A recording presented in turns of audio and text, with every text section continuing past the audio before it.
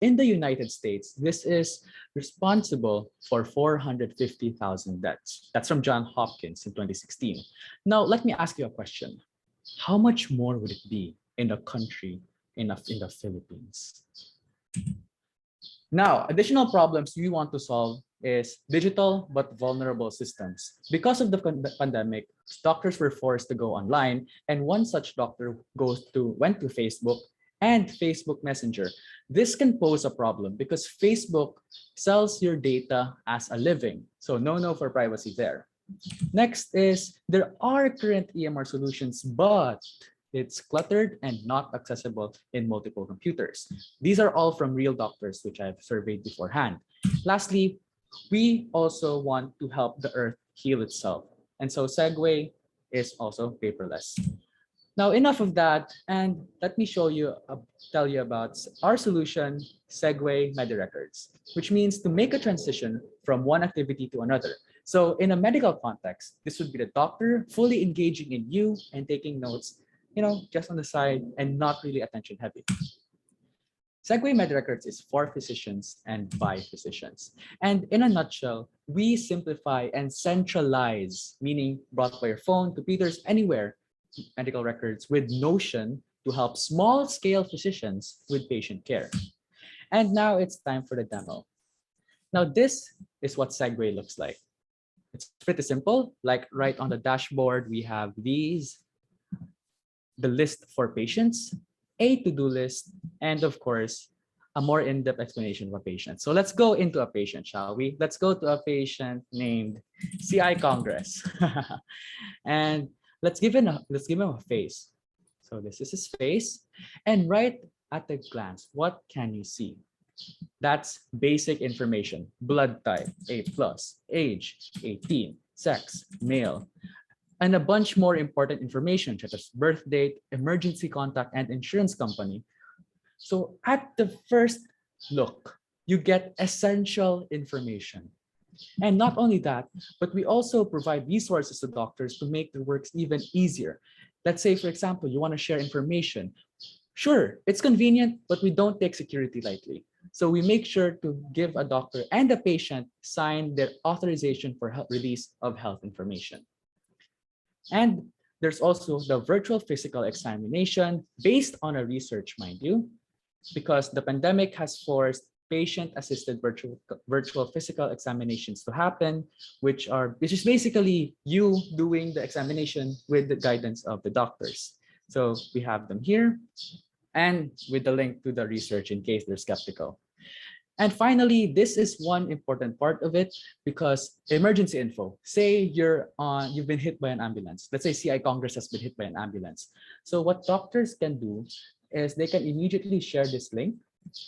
Boom, in a click, they can copy and paste it like a regular link, and medical response people can immediately have access to info, clinic information, hospital information, as well as phone number for emergency contacts, medical informatics. And finally, this is really, really nice because this is something taken from the US, and this is recording consultation with a third-party software just as secure. And I've also left them with a tutorial on how to use it because it not only records consultations for online storage, but it also transcripts information so that everything right then and there can be accessed by the doctors and the patient if they desire to do so. Moving one section down, this is the additional medical information, and this is essentially an extension of the basic information, but with more specific information such as waist circumference, O2 saturation, HbA1c, and everything. Pretty self-explanatory. Now we move on to medical records. So in the medical records, I actually worked with a doctor, really with a doctor in UC Med. It's a hospital here in Cebu. And what this does is still organize all information to be seen at a glance. And right over here, you can see name of test. When did it happen? What was the result? Who conducted the test? Which hospital was the test conducted? And how was it? Was the patient healthy? And if they want to give an even more in-depth analysis, say lab result for an X-ray, you can just paste it there, there and then. You won't have to wait for your secretary to get doctors to get the information from this section of the hospital, which can potentially cause death because time, I'm exaggerating this, but it really is true. Time is essential. It can be life or death.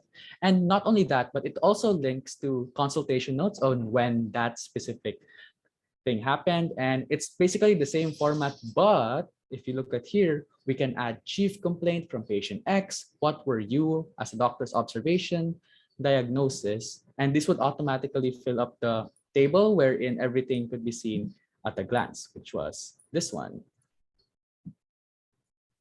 So moving back, we also have an immunizations folder wherein you can look at recent vaccinations. But what makes this even better is it also gives you with a list to see your immunization record. Now, if you've been following me so far, it's pretty evident that it's not an exaggeration when I say this is likened to Facebook, or for the sake of doctors in their traditional file folders, this is your physical file cabinet transferred online.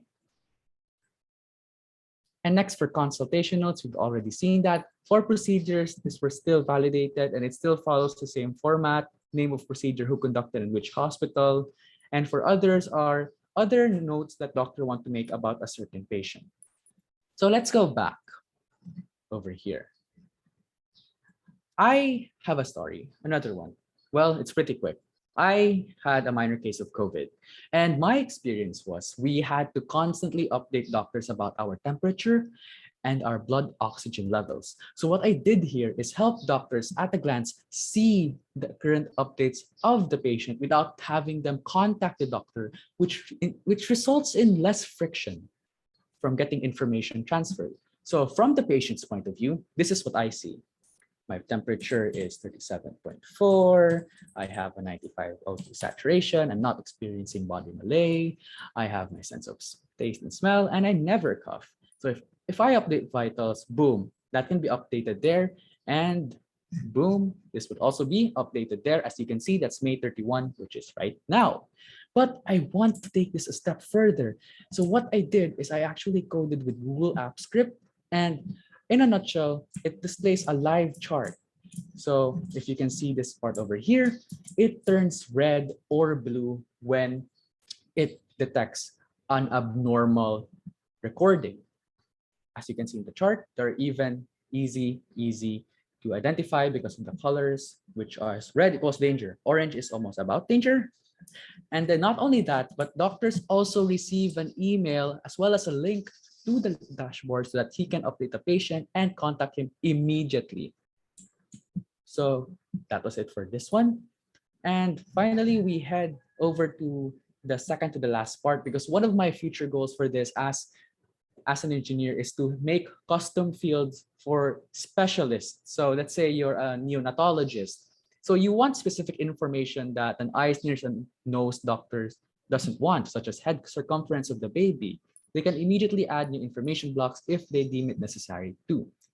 And lastly, we have our to-do list. So let's say that I need to do something here, like, purchase biogesic and have it remind me by one day before and with a time. And so what that does is it's just like Messenger. When someone messages you, a pop-up appears. And not only that, it also emails you. So that's an amazing piece of tech, I would say so myself. Now, again, to summarize, these are all the features that Segue MediRecords possesses, and these are cloud patient information, medical records, doctor resources, miscellaneous features that are just equally as important. It also works on mobile. So that's a big plus when the doctor's on the go and they say there's an emergency. And how do we deal with this? They can immediately check their phone and make data-driven decisions. But then we go to the question, is it safe? Well, I approached two security people for this. First was a cybersecurity head. So that's the tech side, and the legal, it's a senior privacy compliance manager from One Medical in the US. So I talked to them both, and what he has to say first for the cybersecurity of the tool that I am using right now, Notion, it's that it uses the same level of security as that of Pixar and Slack. Imagine Pixar, where ideas of the movies have to be hidden so well, or else somebody could take it and then the box office revenue would all go to shambles. Second, however, is from the senior privacy compliance attorney. She said that while it works securely, there are still a few parameters we have to set to make this medically available.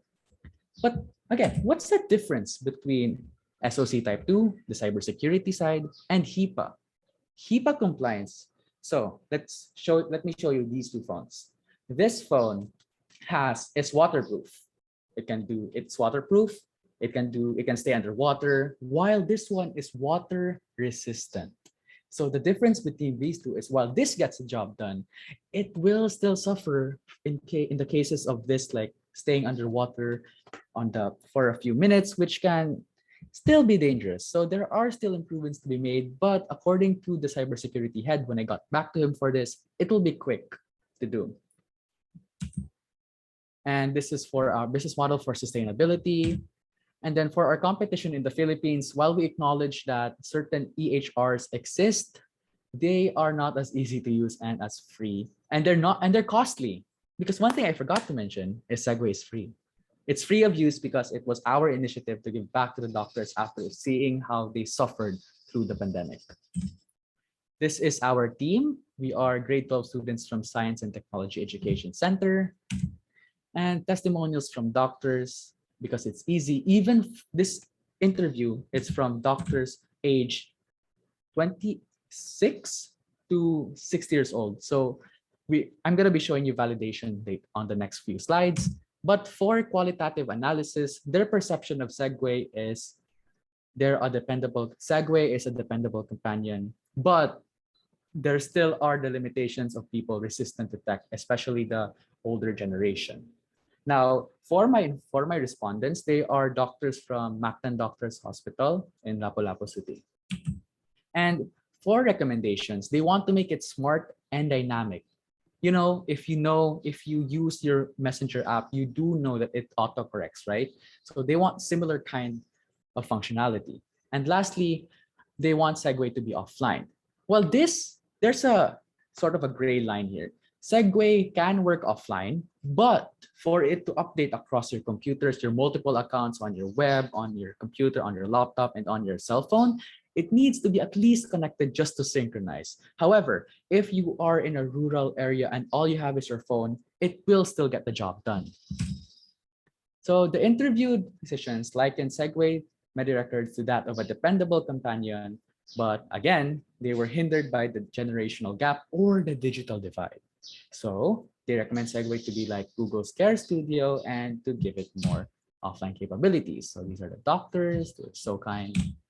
And for our quantitative analysis using the SUS scale or the system usability scale, which measures usability, ease of use, and user friendliness, we got a score of 69 or B minus if this were school grades. So to top it off, let me give you an abstract. Our abstract, which is Cebuano physicians continue to use pen and paper to store patient information. This is expensive, both in an environmental and financial sense. EMR adoption in Cebu was not successful because of the steep learning curve and expensive subscription fees. The COVID-19 pandemic places a large emphasis on the role of data, where lives can be saved or wasted depending on the availability. So currently they use Facebook, but it's vulnerable. So we built Segue MediRecords, which is to an extent secure. This is validated by fellow physicians, lawyers, and an industry standard test called the Systems Usability Scale. And for our timeline, again, this is basically an invitation for the government or private hospitals who want to adopt our system to come contact me with carlcod.cvk@gmail.com. And thank you for listening to Segue MediRecords. And don't forget, I don't have a tagline, but never put soy milk in your syringes. That's it for me. Wow, thank you so much, Carl. It's actually very engaging. and we enjoyed every minute of your performance. In fact, there is a comment here. The presenter's way of speaking makes the presentation fun and understandable as well. Thank you so much. I am humbled to Congratulations. receive that. Congratulations, Carl. But before we hear from other students, actually they were asking me, Miss, is he working now? Actually, Mr. Carl is still a senior high school student. Imagine that. I am Yeah. grade 12. To clarify, I am a graduating grade 12 STEM student, but I am part-timing in a software development agency called SIMF. Yes, and we in your bio note as well, Carl, diba, you also mentioned that you are the captain of what organization again? My God, this is embarrassing to say, but I represented the Philippines during the World Robotics Olympiad at Hungary just before the pandemic. I was the team captain and the algorithm engineer for our robot soccer. It was really fun.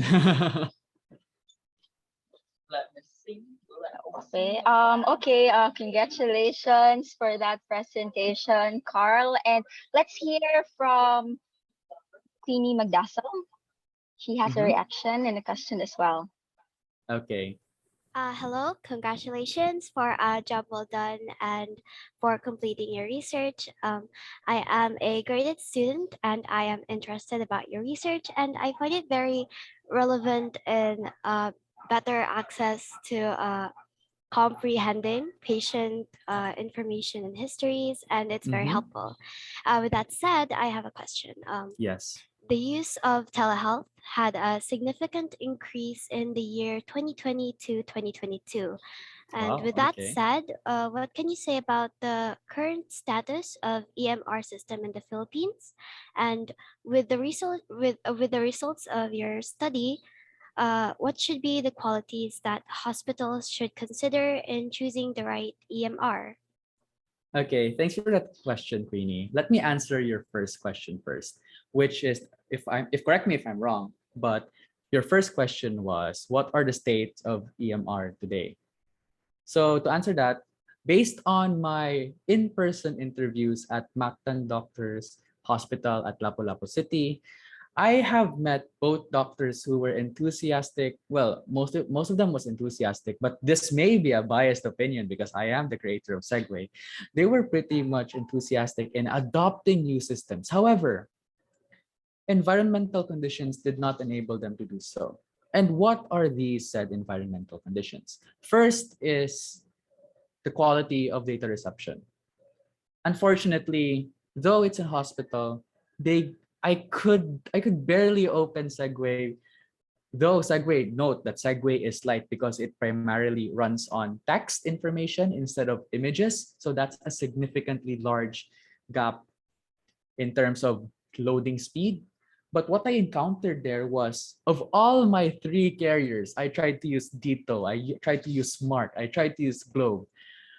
Unfortunately, Globe had a leeway, but again, it was really bad. So they are eager, but they cannot. And the second environmental variable I've mentioned was age. So though some of them like the idea of carrying it around, having it very convenient, they're just there's just this is just a thing called technology resistance. And some of the I don't want to say the old word, but some of the older folk do have a bit of hesitation to engage because just like I'm pretty sure you can relate to your grandmothers when they say this. Oh no, what if I touch this button and I'll delete the entire app? Something like that. So they have that sort of mindset inside their brains. But I am positive that with enough training and exposure, this can be changed. Now, moving on to the second question. What are the qualities of the EMR that doctors should look into? This is a disclaimer. A little bit on the disclaimer of the first question pala. For the first question, this was strictly limited at the Mactan Doctors Hospital. So I wouldn't say that that is the state of the entire EMR industry here in the Philippines. I've heard that in higher tier hospitals, they have their own systems in place, which is why I really specified that the targets for Segway are small scale physicians. And by that, I mean physicians staying in their own clinics without any funding in a hospital. So moving on to the second question. This disclaimer, this is coming from a STEM engineering grade 12 student and not a medical student, but based on my interviews with doctors, one of the best things they really are looking for in an electronic medical record system is, first off, intuitivity, or like convenience and ease of use. They really don't want to, if you're in your file explorer, they don't want to open a page and then look for a specific word on the page. They want everything to be summarized na. And what they also want, based on my interviews, are a way to make it less hassle for them. Because let me give you a scenario. In one specific case, this is real life, by the way, a doctor, when a patient comes in, has to record everything about him or her or them.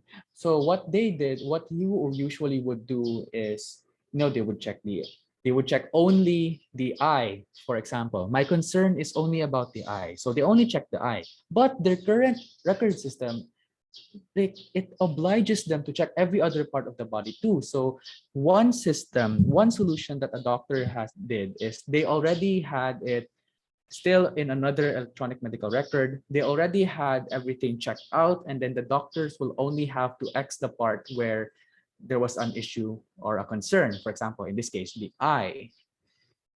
So the qualities that doctors are looking for in an EMR solution is, first, it would be convenient. Second, it would have high storage, because if we liken this to Google Drive, 5 gigabytes is not enough, diba? And then lastly is they want it to be free, or at least cheap, at the very least cheap, because they're doctors. And I understand that the EMR industry is a big one, especially with advances in technology like big data and AI coming in. So there really is a market for that. But looking at this from a humanitarian perspective, I would say that doctors deserve the cheap price because of the work they do. But I'm getting sidetracked. Again, let me repeat the 3 qualities of an EMR. That would be convenient, able to store a lot of information, and free, or at the very least, cheap. So I hope I answered your question, Queenie. Thanks for asking. Yes, thank you very much for the in-depth answer. I understand all your points and I agree with them. So Thank you thank so you much. and best wishes. Oh, best wishes to your grade 8 and beyond journey too. Yeah, I also agree with Queenie, Carl. I think they were really inspired to also pursue researches similar to yours in the future. So they're still in grade 8, but they still have a long way to go. Same goes for all of us, right? And Right. so there is also a comment here. This research is very unique compared to everything presented, and Oh, especially thank you today. so much. Truly contradictory to the traditional method almost everyone used. So congratulations to the presenters. Thank you So so that's a much. comment here. And so without further ado, I would like to present this certificate of appreciation to the following for being a parallel speaker on the topic Segue MediRecords during the Creative Investigation Student Congress 2022 held on May 31 and June 1, 2022 at UP Cebu, Lahog, Cebu City. Given this first day of June, although it's not first day, in Cebu City, signed by our chairwoman, Professor Magnolia A. Laos, our principal, Dr. Catherine M. Rodel, and our dean, Attorney Francis Michael C. Abad. So this is awarded to Carl Vincent L. Poe. We also Thank have you so Miss much. Jamaica C. Agosto, Miss Ellah Jean C. Amora, Mr. Feljan Earl B. Aligado, and Mr. John Michael P. Cinco. Congratulations. Thank you so much, Miss Erica. Miss, I'm thinking to Miss. But for students like Queenie who are really inspired and have a lot of potential in the future, let me just say this. Prepare for your college in advance.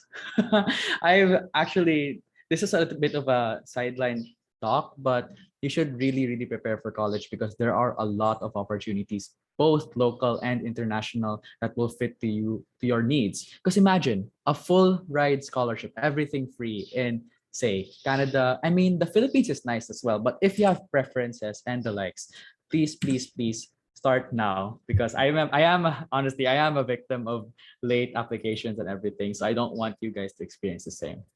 Anyway, thank you for giving me this opportunity to speak here, and I wish And everyone sir, else. and Carl, there is last question, but Oh, sure. we would need to have it like a shorter answer.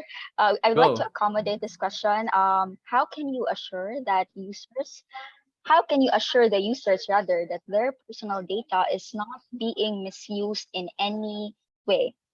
That's an easy question. Actually, okay, let's me keep this short. Hmm, okay. So, right, when you type on your phone, 'di ba, it say, "Hello, asa na pagkaon." But what the server sees, or at least when it is on the side of Notion, it will translate into gibberish. Like, instead of "Hello, asa pagkaon," it will be like hashtag pound 4A555. It's the concept of encryption. And apart from that, your data is hosted on a private Wi-Fi. So that Wi-Fi belongs to Notion, and that is for creative visualization. It's basically like being putting your safe in a cage in a house around a moat. So it's secured. And for our point of views, lastly, is when we give you a copy of Segue, when we give doctors a copy of Segue, they own everything. They will basically be detached from our system. So even we cannot look at what the doctors are doing, because it's everything there is on their own based on their email address. So thank you for the question, Paul. Okay, thank you so much for answering, Carl. And again, that was Segue MediRecords from Science and Technology Education Center Senior High School Department. Thank you so much. Now let's move on to our next presenter. We have addressing COVID-19 hesitancy and misconceptions in Barangay Ibabaw, Cordova, through chatbot development. Now, as a gentle reminder, presenters are given 15 minutes to explain, and then right after, we'll be having 5-minute Q&A. Do we have our presenters now? Hello, Miss. Disabled participant screen sharing po. For a while.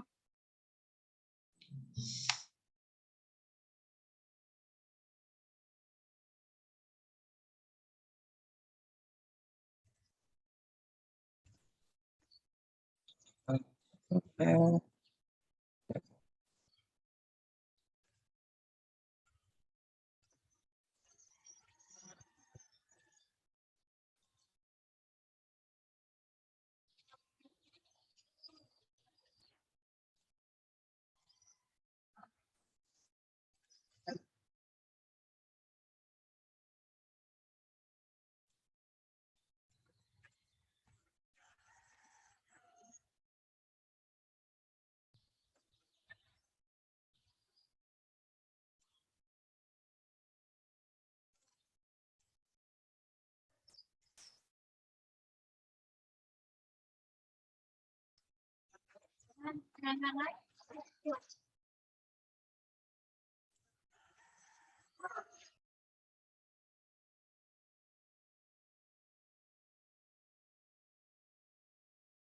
Okay, so you can start now, Dan.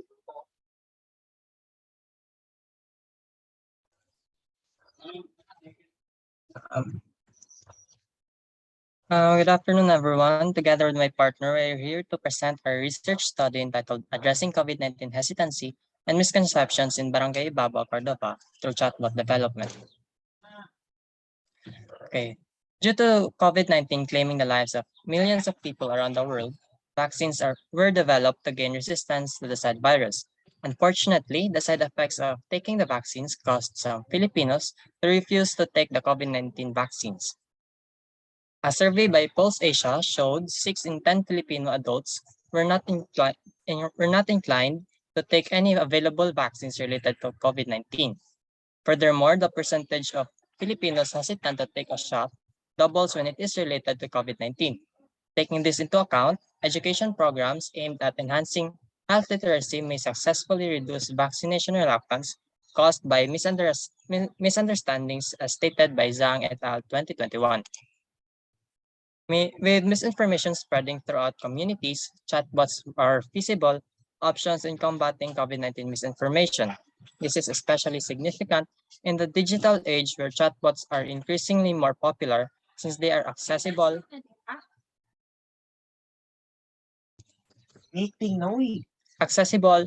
chatbots can be used 24/7.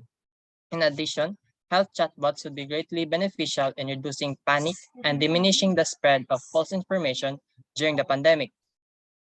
Chatbots' accessibility, ease of access, and fast information dissemination could assist in battling misinformation while following social distancing protocols as stated by Amiri 2022. So, objectives. So the objectives of this study are the following: to find the knowledge, attitude, practices, concerns, anxiety, or the KAPCA levels of the respondents. Next is to find the socioeconomic profiles of the respondents, such as their sex, age, educational attainment, and their employment status. After finding out these two, we have to find the relationship between them, and by using the results, develop a chatbot that addresses the vaccine hesitancy and misconceptions among the participants. So for the methodology, the study uses a descriptive correlational research design. The researchers employed survey questionnaires to determine the level of KAPCA of the respondents regarding the COVID-19 vaccine, and used this information to develop a chatbot to address vaccine hesitancy and misconceptions. According to the latest Cebu vaccination statistics, the municipality of Cordova has the least percentage rate of vaccination for the eligible population in Cebu. Further, Barangay Babao is the most densely populated barangay ng municipality of Cordova. That is why Barangay Babao is chosen as the study site. The study uses criterion sampling for data gathering. The respondents must satisfy two criteria. First, unvaccinated residents of Barangay Babao, and second, at least 18 years of age. The quantitative data for this study was acquired through an adapted CAPC questionnaire and anxiety scale by Kumari and Silva with their respective colleagues. The first part of the questionnaire determines the socio-demographic profile of the respondents, whereas the second part assesses the level of CAPCA of the respondents regarding the COVID-19 vaccine. The gathered data was used as a basis for developing the chatbot. Frequency distribution tables were used to present the data gathered. The general weighted mean was computed from a KPCA of the respondents. Moreover, the data collected were interpreted using the scale very low, low, moderately high, high, and very high. Furthermore, Fisher's exact test is employed to determine the relationship between the socio-demographic profile of the respondents and their level of KAPCA. All test was performed at 0.05 level of significance. In the chatbot development, for user accessibility, the chatbot was developed on a social media platform, Facebook specifically. Two experts evaluated the chatbot, one as an end user and one on a technical end. A programming expert and a medical professional were consulted. Next slide, please. Most of the respondents are not willing to be vaccinated and are evaluated as having a low overall level of knowledge regarding the COVID-19 vaccine. On the other hand, their overall attitude, practices, and anxiety towards the COVID-19 vaccine is evaluated as moderately high. Moreover, their concerns about the COVID-19 vaccine reach high levels. The KIPCA levels of the respondents agree with some of the findings of a study by Kumari and his colleagues. In the knowledge component, the respondents reach very low scale with regard to the eligibility of different groups of people and when immunity against COVID-19 takes effect. Next, please. This figure shows the social demographic profile of the respondents in Barangay Babao. Majority of the respondents are female, having 58.8%, and an age range from 41 to 60, having 45.9%. Next slide. Similarly, 42.6% of the respondents have elementary education. and 46.6% have high school level of education, which are mostly unemployed. Next slide. Therefore, the relationship between the social demographic characteristics and the knowledge, attitude, practices, concerns, and anxiety (APCA) of the respondents was therefore tested using Fisher's exact test. As presented in the tables, all social demographic characteristics, which is sex, educational attainment, and employment status, do not have a significant relationship with the knowledge level of the respondents. This suggests that other variables other than the respondent's social demographic profile could be influencing their knowledge. In the case for attitude, it shows that age is significantly related to the attitude level of the respondents. Other characteristics indicate that the sex, educational attainment, and employment status of the respondents do not significantly relate to that attitude level. Next, please. In practice, it presents that age has a significant relationship with the level of practice of the respondents. However, other social demographic characteristics do not significantly associate with their practices. For the concerns, all social demographic characteristics have no significant relationship to the concerns. This indicates that there may be other factors other than the specified social demographic characteristics are affecting their knowledge and affecting their concerns.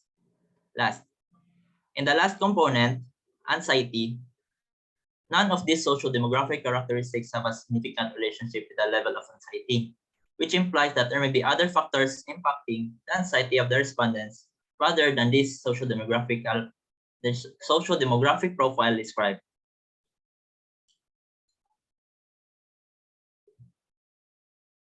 Next.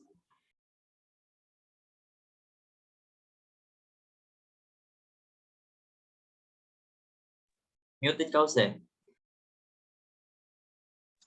Sorry. So as for the chatbot development, using the results of the survey as the basis, the chatbot contains common knowledge and misconceptions related to the COVID-19 vaccines, such as how old should somebody be to be allowed for vaccination, whether the vaccine is mandatory or not, and how vaccines work, among others. So the chatbot has buttons for every topic presented, and it leads to a description for the said query and the source of its information. The chatbot is designed to be accurate and straightforward because there are residents that are computer illiterate and would dislike long and wordy texts. So the chatbot's language was translated into Cebuano to ensure that the chatbot is understandable by the community as it is their local language. This is in mind that with the fact that not everybody could understand English and other languages.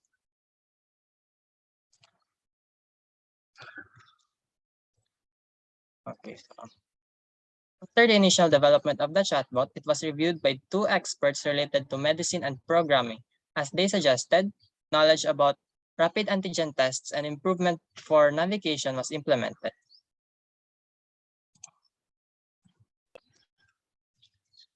So, in summary, the outbreak of the COVID-19 pandemic has highlighted substantial barriers to herd immunity, which are the vaccine hesitancy and misconceptions of individuals.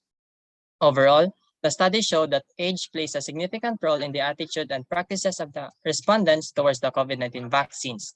The older the respondents, the more they think about the COVID-19 negatively and are more inclined to not take the vaccines.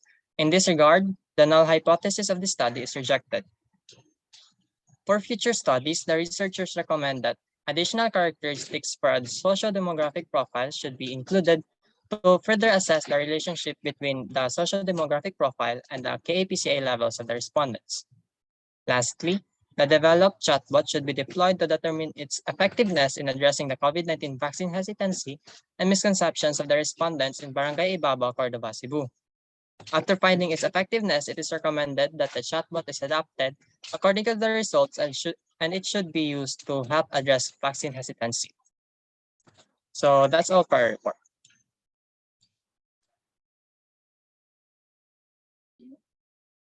Thank you so much, presenters. Now, do we have questions from the audience? I think someone here has a question. Delarita Sommer. Yes, Miss. Am I audible? Yes, Summer, you are. Okay, Miss, thank you. Hello, Ates and Kuyas, Kuya Jose. Congratulations for a job well done and for completing your research. As a grade 8 student, I can say that this study is very helpful, not only for the residents in Ibabao, Cordova, but to the rest as well. And I'm glad that the misconception and hesitancy is finally addressed and discussed, especially during these times. I'm also inspired by your study and learned a lot of new things from your research, such as the rates, causes, and reasons. I find it very relevant, especially when students and adults alike have been misinformed with the false information that has been posted in the social media, which double the negative thoughts and the hesitancy in taking the vaccine and boosters. With that said, I have a question. It was presented that the chatbot was developed on a social media platform known as Facebook, but Facebook is shown to have content privacy issues. How was this addressed in a study? Additionally, do you recommend using a chatbot in research? Why and how? Thank you.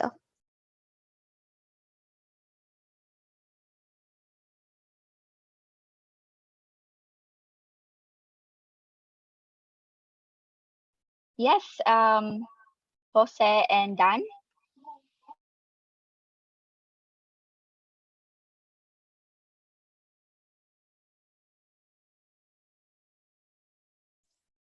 So as for the second question, using chatbots for research is kind of very difficult when including the fact that there are respondents that do not like chatbots and are very um, well inclined against it.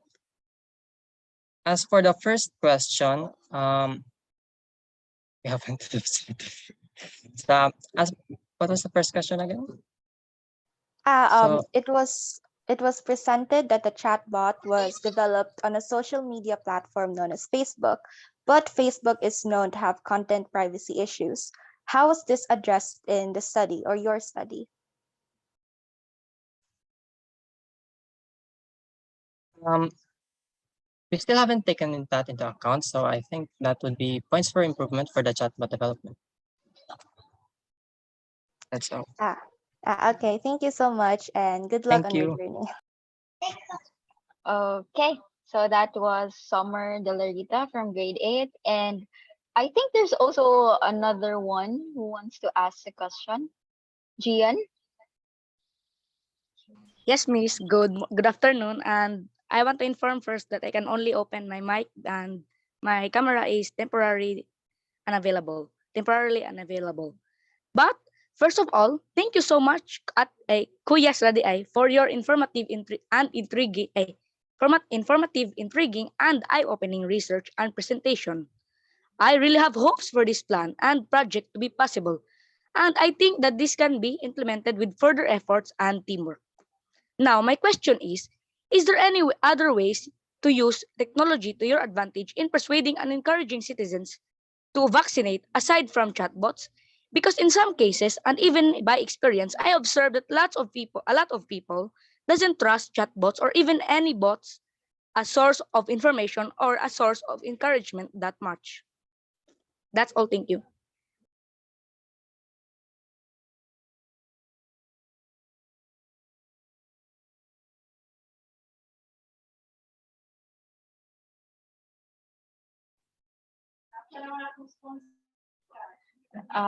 Yes, Dan and Jose. So for sources, if you want using technology for uh, for spreading information about the COVID-19, so you can use like the radios, for example, communication devices, things like that. You can use it. Okay, any more to add, Dan? We chose chatbot development because of an article in our related studies that shows the effectiveness of the chatbot in addressing health issues, specifically health chatbots. It was addressed in our related studies, and it would show that chatbots are really beneficial in terms of addressing hesitancy and misconceptions. Okay, Thank you so much for your answers, Kuya. It really helps contradict the different views of people around me, as I have observed, and many people around me kay dili pud sila mo trust og chatbot. So thank you for the clarifications and its effectiveness.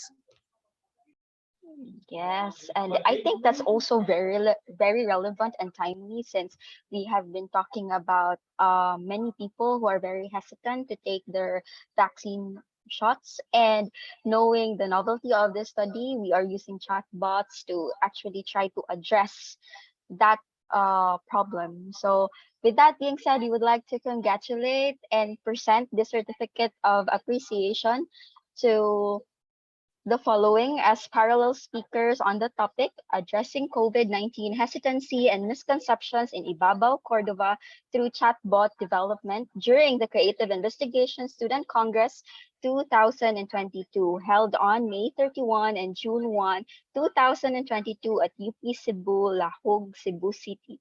Signed by Professor Magnolia A. Laos, our chairperson, Dr. Catherine M. Rodel, our principal, and Attorney Francis Michael C. Abad, our dean. So this is awarded to Mr. Dan Randolph Melchor and Mr. Jose Marie C. Asidilio. A virtual applause for them.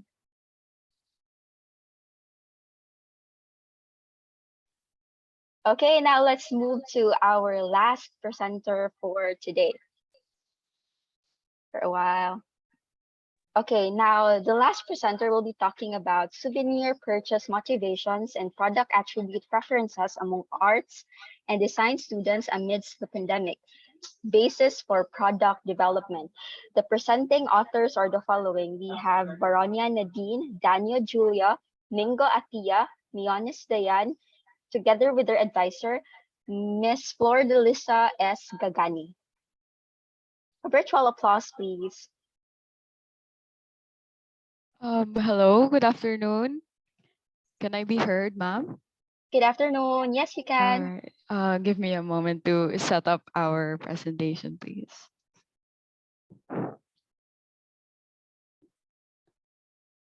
Hello. So, please advise if it can be seen properly. It is open on my end.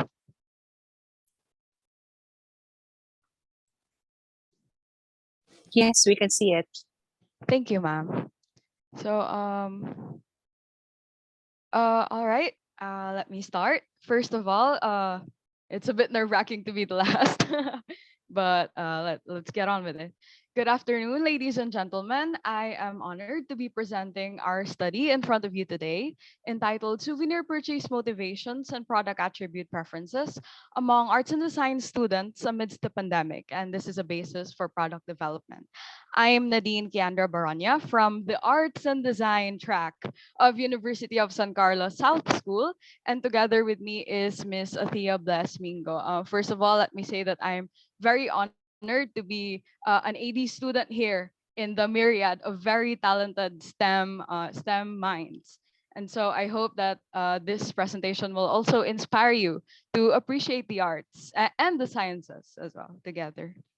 So to start off, souvenir shopping has been essential to the tourism industry and to one's travel experience, and I'm sure most of us can agree to this. The following literature provide an overview to the background of our study. The first being in 2017, which states that the intention of buying a souvenir dictates the attributes that the tourist is looking for. Meanwhile, Gordon found in 1986 that there are several reasons for why tourists purchase souvenirs, including the role of gifts, signs, and evidence.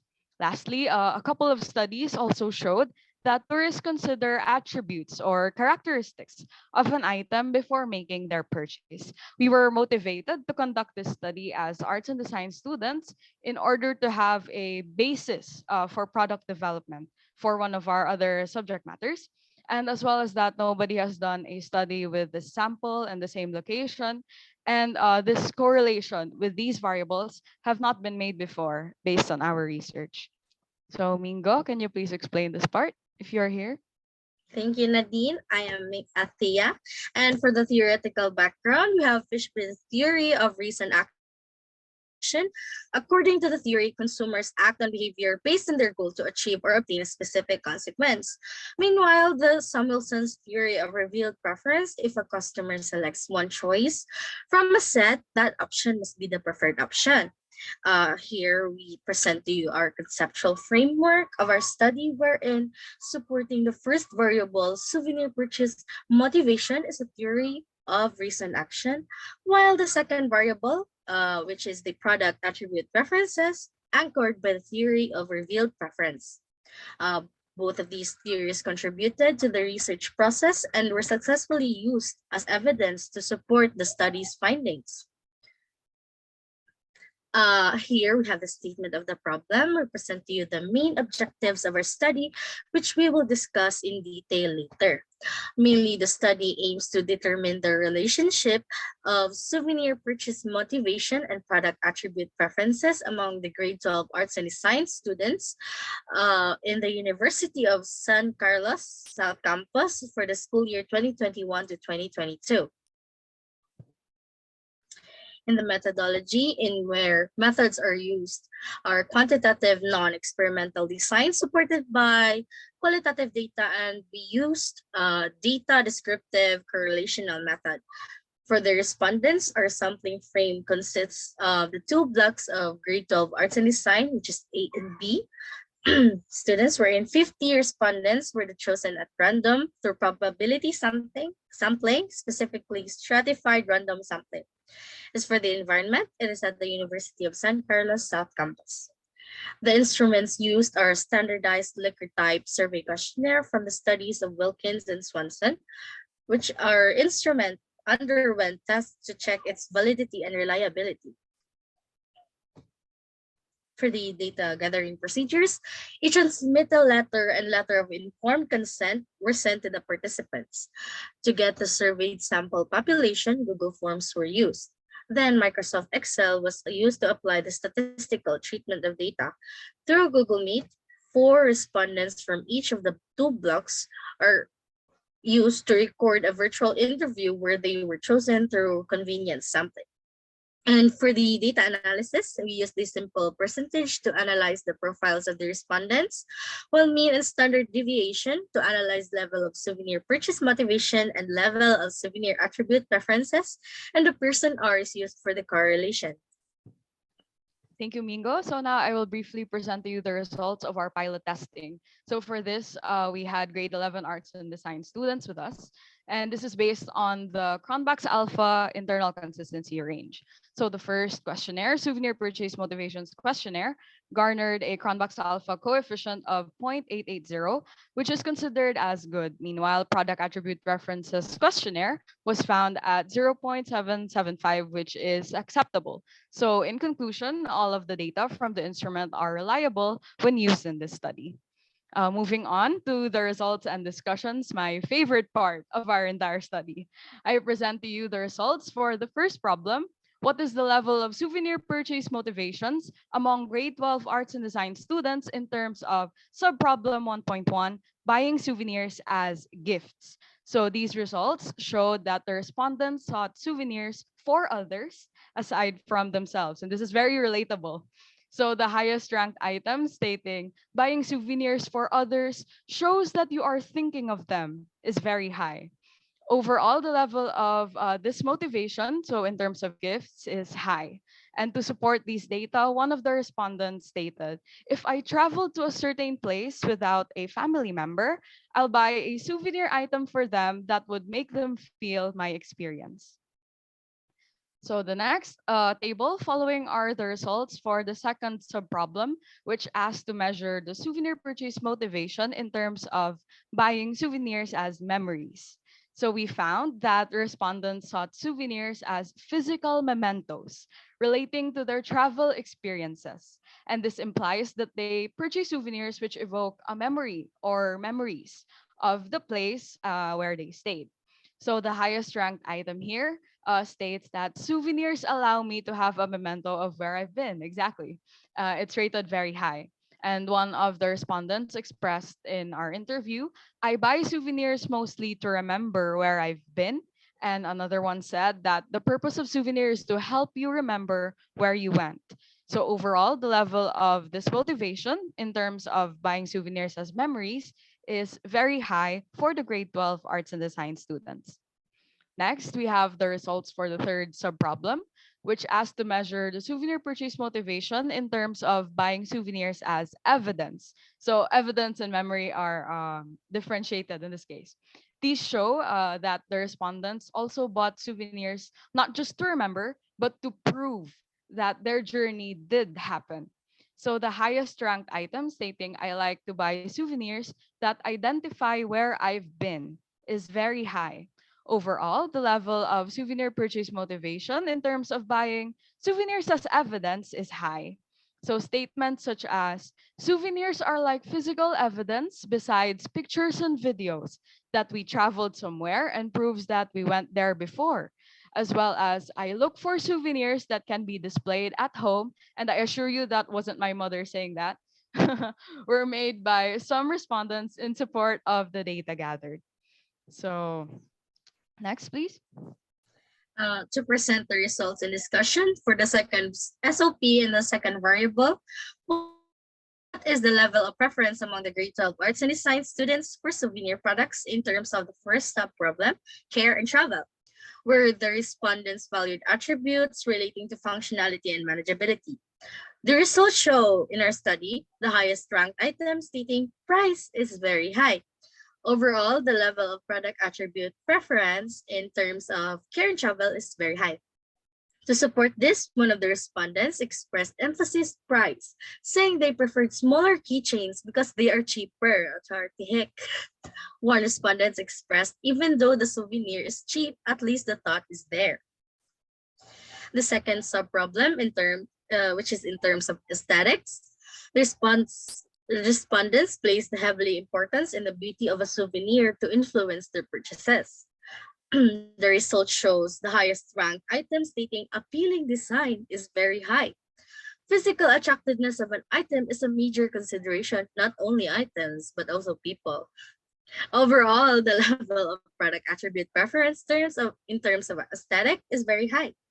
To support this, one of the respondents stated that color and style and the overlook of the souvenir is something to consider. For the second SOP with the sub-problem in terms of uniqueness, respondents acknowledged the value of craftsmanship and customization in varying degrees. The results show that the highest ranked item stating workmanship is of high quality is very high. Other attributes have more weight to the respondents than being limited edition. Overall, the level of product attribute preference of grade 12 arts and design students in terms of uniqueness is high. To support this, one of the respondents stated that if ever we find a souvenir shop, we'll always buy something uniquely made there to bring home with us. Thank you. Now we present the resulting correlation between souvenir purchase motivations and product attribute preference. Basically, we are connecting the why and the what. So with an alpha of 0.05 and degrees of freedom of 48, we found a critical R value of 0.547 and a p-value less than 0.05. So therefore, we hereby reject the null hypothesis that we made at the beginning of the study. And based on the gathered data, there is a significant relationship and a high positive correlation between souvenir purchase motivations and product attribute preferences of the grade 12 arts and design students. Qualitative data summary answers the SOP4. What is the purpose and characteristics of a souvenir do the grade 12 arts and design students mainly look for when making a purchase? The respondents share a common motivation for buying souvenirs as gifts for their loved ones. They have agreed that souvenirs act as a reminder of their trips where the item acts as a physical evidence of where the trip took place. Not only for that, aesthetic values, souvenirs also have a variety of uses, which they also consider a number of characteristics such as the price, the portability, usability, the attractiveness, workmanship, and the authenticity of the souvenir. So, in conclusion of everything that we said, there is a significant relationship as well as a high positive correlation between the levels of souvenir purchase motivations and product attribute preferences among arts and design students amidst the pandemic. And we say amidst the pandemic because we conducted this just recently. So we have pre-pandemic, which is before pandemic, and post-pandemic, which we hope is coming soon. We have established a variety of motivations for souvenir purchase of the respondents, as said earlier, as well as identify their desired characteristics. So amongst these is the most frequent motive for all the respondents, which is to give souvenirs as gifts, and that the size and the portability of a souvenir item in terms of care and travel is widely favored for the characteristics. So the students are interested in souvenirs that prove the existence of a particular trip and also to keep the memories of their journey alive. These both go hand in hand. We believe that more observational studies are needed to gain a better understanding on souvenir intake, and as well as the possible market shift after the pandemic and how these data can be integrated to benefit the tourism industry. Because even though you are very scientific young minds, I know that you will agree that tourism is one of the main industries in the Philippines, and it was a main source of income for many Filipinos pre-pandemic. So in a post-pandemic environment, we believe that it will surely thrive again, and we need more researchers to benefit not only our economic state, but also furthering our arts and our culture. Following are some recommendations based on the researchers' findings and conclusion of the study. First, the variables be explored further in different environments and population during and after the pandemic. For travel is a universal activity for all individuals and may considerably increase once travel limitations are eliminated. Second is to conduct more studies regarding souvenir purchase and shopping. This will boost not only the souvenir business, but also the marketing industry. Third, souvenir vendors should consider the price and portability of their souvenir products. Fourth, personalized items can make good souvenirs, so it can be a better match to the recipient's liking as a gift. Furthermore, the researchers advocate for the development of ecologically beneficial souvenir making technologies. Hence, producers should provide souvenir options that would benefit the environment and are sustainable. Lastly, the creation of multi-purpose souvenirs are not only mementos, but can be functional in everyday life. So yeah, here are the references that you have seen all throughout the PowerPoint. And I'm being told that we are 16 seconds over time here. But thank you for listening, and we appreciate your time, and we would like to have a chat with you with whatever you want to ask us. Thank you very much for having AD students here, and we hope that we will inspire you to invite more of us in the following CI congresses because we have a lot to share with you. Yes. Thank you.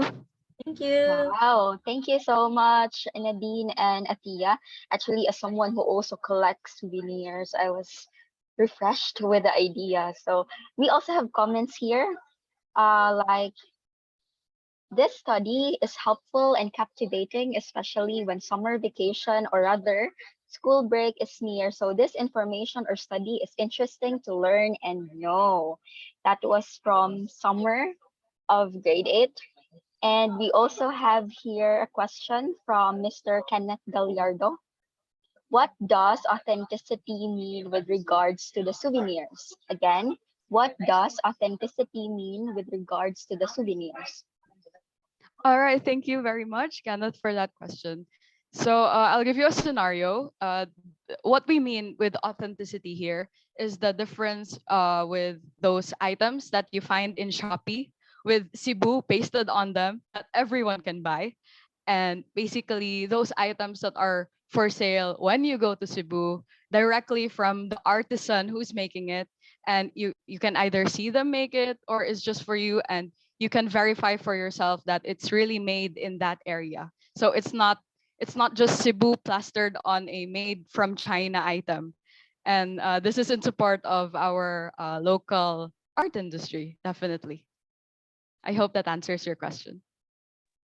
Okay, now we also have another question here from Maikea. Hello, good afternoon. Am I audible? Yes, Yes, Mikey. yes. Yes. Okay, thank you. Good afternoon to the researchers. Good job and congratulations on your completed research. I have a question. Considering tourism and local made souvenir products are not marketed well in our area, may I ask what challenges did you encounter when conducting this research? To be honest, the challenge that we faced in this research is that people thought that our research is about the souvenirs that they are buying if they travel overseas, and we really had to explain that no. For example, when you go to Ocean Park and you buy a T-shirt that says Cebu Ocean Park, that's already a souvenir. You are already a traveler. It's not just in terms of going to Singapore and buying a merlion. No, we can support the craftsmanship of souvenirs locally because it's in our nature to travel. We go to different places. Even hotels have souvenirs. Even companies have souvenirs. Events have souvenirs, and this is an untapped chance for Filipino artists, I believe, to enter that and to, I guess, make it more accessible so that it will be, yeah, as you said, it's not marketed well, and this is a good chance for us, which is why we did this study to further understand. Thank you very much, Micah. Okay, and then we also have the last one here from Gile. Hello and good afternoon. Am I audible? Audible. Yes, Audible. Gile. Okay. Hello and hello, Ate Nadine and Atia. Congratulations for a good job done and for completing your research. I am Java and Luna. As a research graded, I mean, as a graded student, I am inspired about your research, and I find it really very relevant in us, especially that the characteristics that you said perceives our culture and primarily expands it. I do have a question. Um, how can this be very helpful in our local micro business and in tourism industry? So thank you so much, Jal, for that question. Actually, we were thinking of that at the beginning of our study, and the first questions that we have is what. So we are so used to seeing these souvenirs, and I know that you know what I mean. If you go to Cultura, if you go to Island, what's that? Yeah, that's already what's on your mind. It's just the name of the place, the logo plastered on it, some really good art, and that's it. So we were like, what do people actually look for, and what motivates them to buy these? So in knowing these motivations from an arts and design perspective, if we know why you want to buy a product, then we can design the product to make it better for you and to make it more marketable so that you would be more inclined to purchase it. So let's say if it's as our study shows that they most souvenirs are bought as gifts, then we would design it in the perspective that, oh, it's for a gift. And even though we did this with just the sample that we have, which is among us arts and science students, actually if we expand this to other age groups, and let's say, because our mothers have different preferences, if we go to a souvenir shop, right, from us, we definitely pick different items. And so if we conduct this in a larger scale, I'm sure that we can get valuable data that will help in production and also even in marketing, not just for this sample but also in other age groups. And so what we tried to do is just to lay the foundation that can be used in a variety of other ways later on if others wanted to, and if we wanted to. I hope that answers your question, and thank you so much for your interest. Yes, thank you so much, Miss Nadine and Atia, for answering those queries. So it just shows how our audience were very giddy and interested about knowing the motivations and product attributes, especially if we're dealing with local products. But we need to support local and we need to reinforce it. Okay, so with that, we would like to present this certificate of appreciation. This is awarded to the following as parallel speaker on the topic souvenir purchase motivations and product attribute preferences among arts and design students amidst the pandemic, a basis for product development. During the Creative Investigation Student Congress 2022 held on May 31 and June 1, 2022 at UP Lahug, Cebu City, signed by our chairwoman, Professor Magnolia A. Laos, Dr. Catherine M. Rudel, our principal, and of course, Attorney Francis Michael C. Abad, our dean. So this is awarded to Nadine Keandra B. Baronia, Julia S. Danyo, Athea Bless R. Mingo, and Diane Kirsty Away Miones. Congratulations. And also in our chat box, you can find there our evaluation link. So sending it again for your reference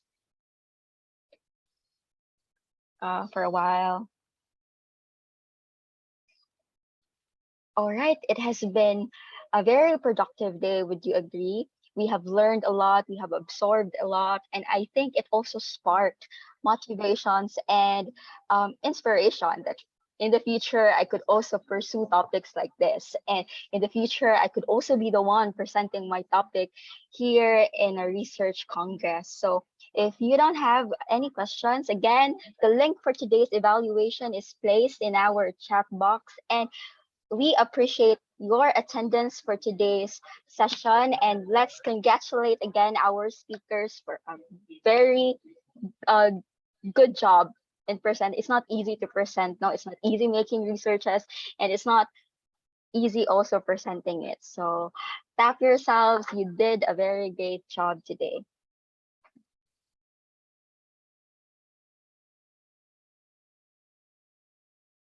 Okay, so that's it for today, everyone. Thank you so much for coming and see you tomorrow.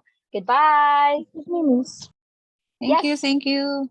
One more question, Miss, kanang sa regarding sa Facebook page sa CI Congress, Miss ba? Do we have to comment on the kanang posters, Miss, or do we have to react only, Miss? I think it's up to you, Gian, but I guess our researchers would love to hear and to see your comments if you wish to. Okay, Miss, thank you. Na-confuse ro kay daghan man sa react and wala kayo comments. Okay. Okay, Gian. So goodbye, everyone, and have a great day. Goodbye and thank you, Miss. Bye, miss. Thank you, miss.